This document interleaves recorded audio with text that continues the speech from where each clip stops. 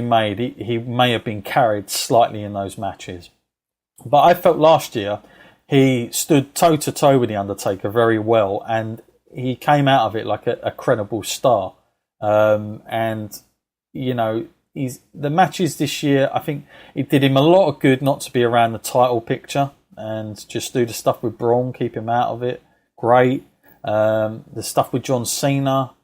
It's the reunion, of course, of the Shield. I think has been a complete waste of time, and wasn't really into it that much anyway, especially what we got, and there was no real sort of like, you know, even a conversation as to why did you do it in the first place to Seth Rollins. He didn't even get that. It was just like, let's go and get our buddy Roman to beat people up in the backstage area a lot. But yeah, so I think it's just been one of his better years. Obviously, he's going into WrestleMania again as the challenger.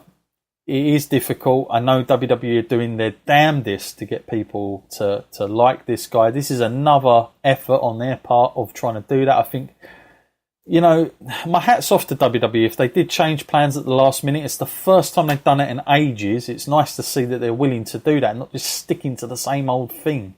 Of thinking, well, you know, actually Brock was spotted out in Vegas. Let's use that and let's have him no-show and then Roman cut a promo. Like, that is much better than sticking to scripts and sticking to so-called plans when they actually do things off the cuff, Matt. Like, I wish they would do that so much more often.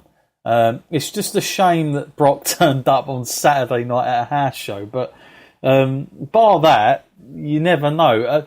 To be honest, I think by the time we get to WrestleMania, at best, it's going to be 50-50, but there's no way anyone's going to be pro-Roman.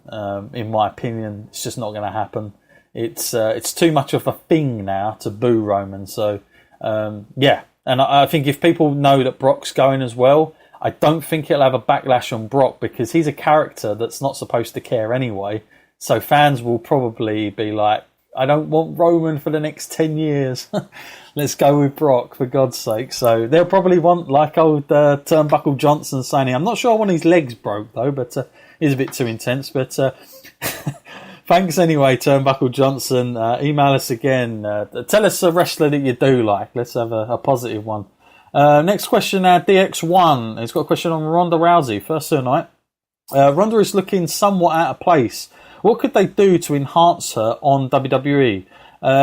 So, yeah, we've had this sort of discussion a few times about Ronda Rousey since she's been on. Obviously, she's done, you know, a couple of Raws now. Stuff with angles, not exactly taking me, you know, uplifting me too much onto what's going on. But, you know, what is the best way forward, Matt, with Ronda Rousey and how WWE treat her? Is it to make her feel as more comfortable and not over-script her as much? Or is she just not, you know... Because she definitely doesn't look comfortable. I'm going to say that much, Matt. And when she used to talk in UFC and she's doing a press conference, she was very comfortable. But do you think it's just the case, Matt, of like this is a different landscape, it's a different thing? You got in WWE storylines, this takes ages to get to a match, and you have to keep going out every week with these weird, silly little angles about, you know, he said this and she said that. It sounds pathetic sometimes, but that is the way WWE go, isn't it? And they almost overplay it sometimes. I kind of feel, again, with Ronda Rousey, less would have been more, but they seem like they want to get as much out of her now that she's full-time as possible. But for me, I would have left her off TV a little bit and kind of played into that a little bit. Like, let's build the anticipation more to getting her on another Raw, you know, 2 weeks down the line. Like, what's Ronda going to say? What's Ronda going to do? As opposed to sort of seeing her turn up with Kurt Angle now, which is obviously what's going to be happening. For you, Matt, is there any, you know, sort of like thing you can just put your finger on and say, yep, that'll do it for Ronda, and that gets her sort of a little bit more at ease with the WWE product in terms of, let's say, the mic stuff and, you know, the promos, because obviously we know that she's going to be good in ring. It's just a case of this WWE stuff beforehand.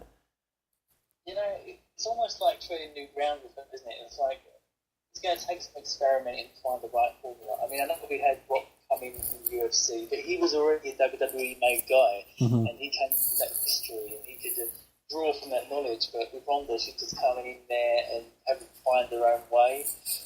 And of course, there's some things to pick up along the way. Like back in UFC, it was easy to go out there and just destroy your opponent and crush them and build a giant name for yourself. In WWE, it's like you have to give something back to your opponent, don't you? You can't just crush them. You at least have to give them something so you don't destroy their credibility. So there's going to be a few things that I need to pick up along the way. But I would say I'm agreeing with what you're saying. She shouldn't be on TV as much. I mean, that was become one of the things that surprised me. I know it's great for her to say that she wants to sign a contract and be like one of the other girls and have no special treatment. She's not like the other girls. She's coming in from a very different, very legitimate background, and one where all the fans know that she can crush anybody on that roster. So it kind of feels like she should be treated differently and not just like all the others. Mm-hmm. No, absolutely.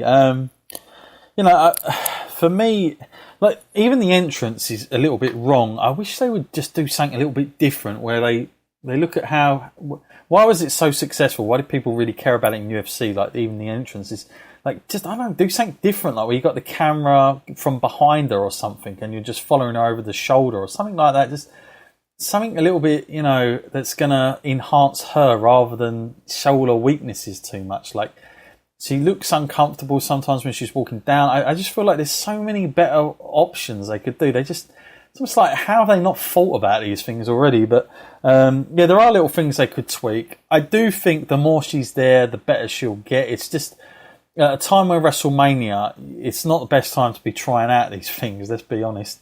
And of course, she's in the sort of situation, storyline there. Of course, if she was up against Charlotte or, one of the champions, it might have been a little bit easier to get around that match, because you could have done a more sort of what she's more used to with competition wrestlers or real competition people. But with Stephanie and Triple H, it's difficult, isn't it? Because you can't really say, well, you're this or it's only going to be insults. It's not really, you're not going to believe for 1 second Stephanie is going to out wrestle Ronda Rousey at all in this, or out fight her or whatever it's going to be. You're just not going to believe that. So I do think she's got sort of been thrown a bit of a curveball here for this one. And you had Kurt Angle in there as well, and people are pretty unsure about him at the moment, so it doesn't help things for poor old Ronda. But from what I'm hearing, as far as the wrestling goes, very, very positive. She's going to be able to work a match. She's been training secretly with Brian Kendrick, so hopefully in that sort of area, hopefully that's what sells. I mean, it's just a shame we can't just go, Ronda Rousey's booked for WrestleMania. We'll give her the go home show and like do the stuff from the Elimination Chamber. Just leave it. Just get her there. Like the anticipation seeing Ronda Rousey at WrestleMania, Matt, is enough. I don't really see. I know that maybe she's thinking herself, well, if I don't come every week, the girls are going to start, tweeting, and social media is going to be like, oh, she's not here every week already. She's taken this. But to be honest with you, I just think I wouldn't worry about what they think, and also, you're that big of a star, and you are that person. You are Ronda Rousey. You're not just a wrestler that's starting here with no name. You are a credible name. So, if anything, she needs to be a little bit more ruthless like Brock and just think, you know what, I am that big of a deal, so deal with it. Live with it, sort of thing. Because without me, you're not going to make as much money. So, I kind of feel like they should have just left her off TV a little bit more and just booked her at WrestleMania. Like, that in itself is going to get enough attention, and she can do things on like TV shows and outside of WWE to get the momentum building for that. But obviously we're going to see her every week at Raw. Let's just hope, Matt, by the time we get to WrestleMania, we're still like into Ronda Rousey and they haven't done an appalling sort of broken Matt type stance with it. God dear. We'll see. Thank you anyway for your question there, the X1. Next question, Matt, from Steve. Do you see it now being a triple threat for the Intercontinental title? Also, could Nakamura versus Styles be an Iron Man match? First of all, the triple threat match I think he's referring to is obviously Seth, Finn, and The Miz, Matt. Views on that, if that's a possibility there? Is that likely, do you think, at this point? I know it's pretty much looking like storyline-wise, but is that something WWE will book? I'm thinking that it is kind of going down that route. I mean, I know they could do a match beforehand to determine the sole contender, but that seems kind of pointless because there's nothing on the cards for Finn or Seth as it is anyway. Yeah, I think. Yeah. So yeah, I would book it that way. I think that makes much more sense. And the Intercontinental title isn't a joke. You know, it is something to be cared about. So I think them three guys putting that up for grabs and then fighting over that will actually probably be one of the better matches of the night. So all three of them take it to another level. Yeah. So I think we'd actually be in for quite a treat if that actually happens. So yeah. I hope it does. Yeah, I kind of hope it does. I'm not a massive fan of Triple Threat, but I think in the Intercontinental level, that's a great match because it's been ages since they've really done something like that. You know, I always get these 6 ladder matches and 8 people or whatever and these sort of things. But it'd be nice just to see where you got 3 guys that you actually go on paper, any one of them could win.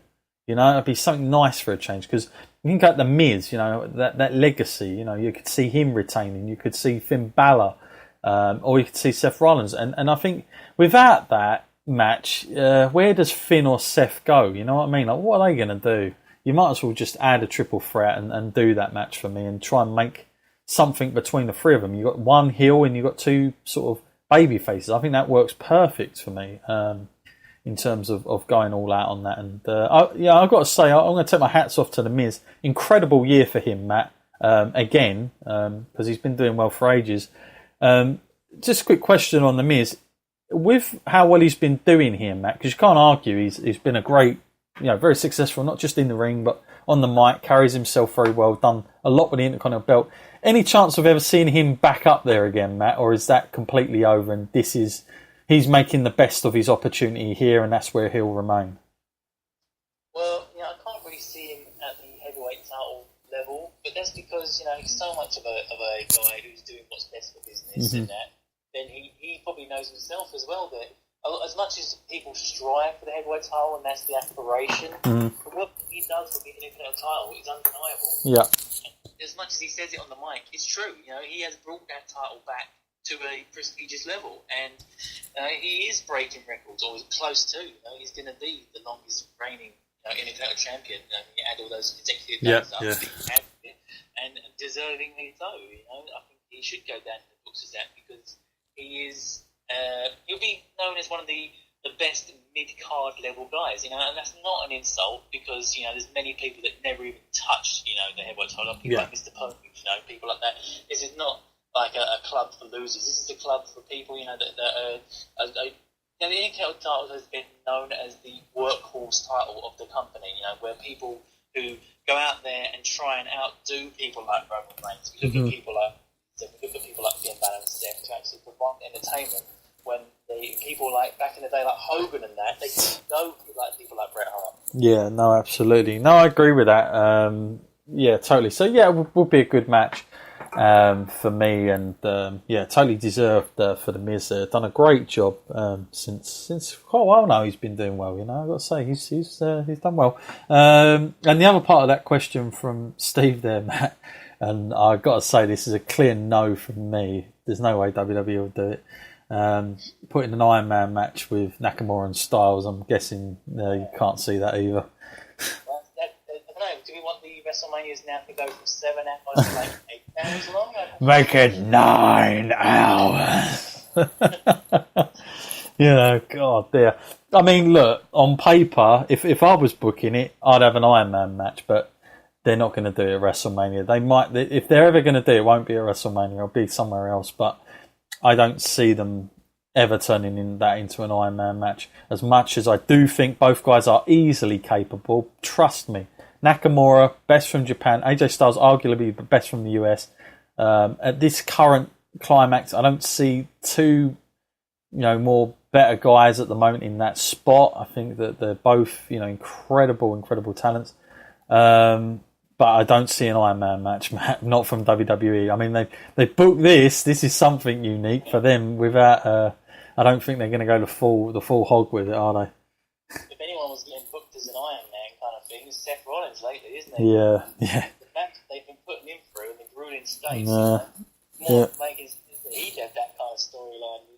The the way he's been going lengths in matches, and Finn Balor as well when he did that stint in the Royal Rumble. That would be an interesting one, but it's one of those things. I think it's such a rare kind of match anyway these days. Yeah, They don't trust the fans.